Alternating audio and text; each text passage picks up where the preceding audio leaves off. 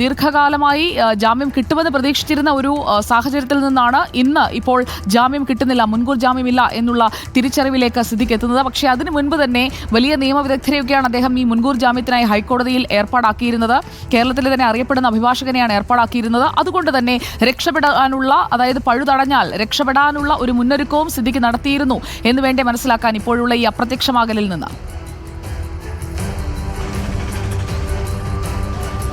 അങ്ങനെ തന്നെ വേണം കരുതണം സുജയ. കാരണം ഒരു ജാമ്യം ലഭിക്കുമെന്നൊരു പ്രതീക്ഷ ഉണ്ടായിരുന്നു. പക്ഷേ പിന്നീട് പ്രോസിക്യൂഷൻ ഓരോ ഘട്ടത്തിലും കോടതിയിലൊക്കെ ഹാജരാക്കിയ തെളിവുകളും മറ്റും അത് സിദ്ദീഖിനെ പൂട്ടാൻ ഉതകുന്ന വിധത്തിലാണ് എന്ന് അഭിഭാഷകരും സിദ്ദീഖും ഒരു പക്ഷേ ഏതെങ്കിലും ഒരു ഘട്ടത്തിൽ തിരിച്ചറിഞ്ഞിട്ടുണ്ടാകണം. അതുകൊണ്ട് തന്നെ ആയിരിക്കണം ഈ വിധി വരുന്നതിന് മുൻപ് തന്നെ ഒരു സുരക്ഷിത സ്ഥാനത്തേക്ക് മാറാൻ സിദ്ദീഖ് തീരുമാനിച്ചിട്ടുള്ളത് എന്നുള്ളതാണ് മനസ്സിലാക്കാനാകുന്നത്. നമ്മളിപ്പോൾ നിൽക്കുന്നത് സിദ്ദീഖിൻ്റെ പടമുകളിലുള്ള വീട്ടിന് സമീപത്താണ്, വീടിൻ്റെ മുന്നിലാണ്. വീട് ഇപ്പോഴും അടഞ്ഞു കിടക്കുകയാണ്. ആരെങ്കിലും ഉള്ളതായിട്ടോ അല്ലെങ്കിൽ വീടിനകത്ത് നിന്ന് ആരെങ്കിലും പുറത്തേക്ക് വരുന്നതായിട്ടോ പ്രതികരിക്കാൻ തയ്യാറുള്ളതായിട്ടോ ഒരു വിവരവും ഒരു സൂചനകളും ഇതുവരെയും ലഭ്യമായിട്ടില്ല. വാഹനങ്ങളൊന്നും തന്നെ ഇവിടെ കാണാനുമില്ല.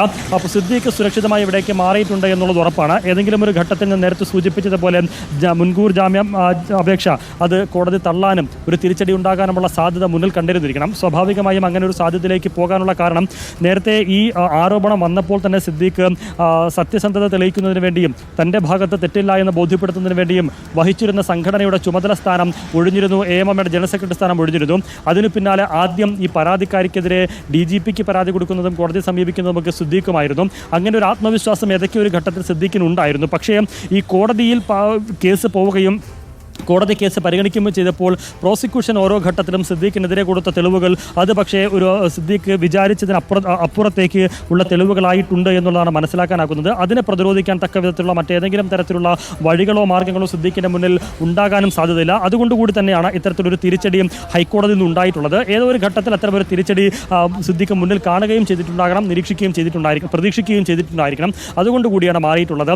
ഏതായാലും കൊച്ചിയിലുള്ള 2 വീടുകളിലും അദ്ദേഹമില്ല. കൊച്ചിയിലുള്ളപ്പോൾ സാധാരണ തങ്ങാറുള്ള ഹോട്ടലുകളിലോ മറ്റു ഇടങ്ങളിലോ ഒന്നും തന്നെ സിദ്ദീഖ് ഇല്ല എന്നുള്ളതാണ് പോലീസ് നൽകുന്ന വിവരം. അവിടങ്ങൾ കേന്ദ്രീകരിച്ചൊക്കെ വലിയ തരത്തിലുള്ള പരിശോധനയും തിരച്ചിലും പലയിടങ്ങളിലും നടക്കുന്നുണ്ട്. ഏതെങ്കിലും ഇടത്തേക്ക് കടന്നു കയറി ഒരു നടപടിയിലേക്ക് പോലീസ് പോകാൻ മുതിർന്നിട്ടില്ല. പക്ഷേ സിദ്ദീഖ് ഉണ്ടാകാൻ സാധ്യതയുള്ള ഇടങ്ങളിലൊക്കെ തന്നെ പോലീസിൻ്റെ നിരീക്ഷണവും പോലീസിൻ്റെ കണ്ണുമൊക്കെ ഉണ്ട് എന്നുള്ളതാണ് ഏറെ പ്രധാനം. അതിനപ്പുറത്തേക്ക് ഈ കേസ് രജിസ്റ്റർ ചെയ്ത museum police, Thiruvananthapuram museum police, അവിടെ നിന്നുള്ള ഉദ്യോഗസ്ഥർ ഒപ്പം പ്രത്യേക അന്വേഷണ സംഘമൊക്കെ കൊച്ചിയിലേക്ക് തിരിച്ചിട്ടുണ്ട് എന്നുള്ളതാണ് മനസ്സിലാക്കാനാകുന്നത്.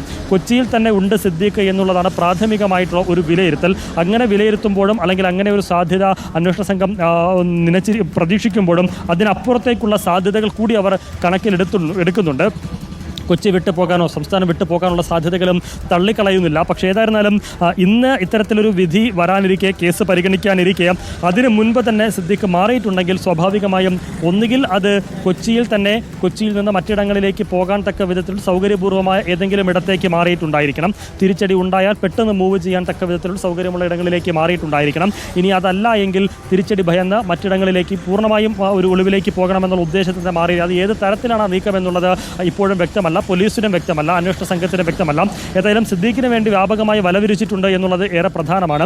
പക്ഷേ അപ്പോഴും ഇന്നിപ്പോൾ അല്പം മുമ്പ് സിദ്ദീഖിൻ്റെ മകൻ ഷഹീൻ സിദ്ദീഖ് അഭിഭാഷകനെ കാണാനെത്തി എന്നുള്ളതും ഏറെ പ്രധാനമാണ്. അതായത് വലിയ തിരിച്ചടി ഉണ്ടായിരിക്കുമ്പോഴും അടുത്ത വഴികൾ എന്ത് എന്നുള്ള ആലോചനകൾ മാത്രത്തിൽ നടക്കുകയാണ്. ഇപ്പോൾ ഹൈക്കോടതി വിധിക്കെതിരെ അപ്പീൽ പോകുന്നതടക്കമുള്ള സാധ്യതകൾ പരിശോധിക്കുന്നുണ്ട് എന്നുള്ളത് തന്നെയാണ് മനസ്സിലാക്കാനാകുന്നത്. അഭിഭാഷകർ മുഖേന അത്തരം നീക്കങ്ങളും നടക്കുന്നുണ്ട് എന്നുള്ളതാണ്. കൂടുതൽ വിവരങ്ങൾ ശേഖരിക്കൂ. അല്ലമീനിലേക്ക് വീണ്ടും എത്താം.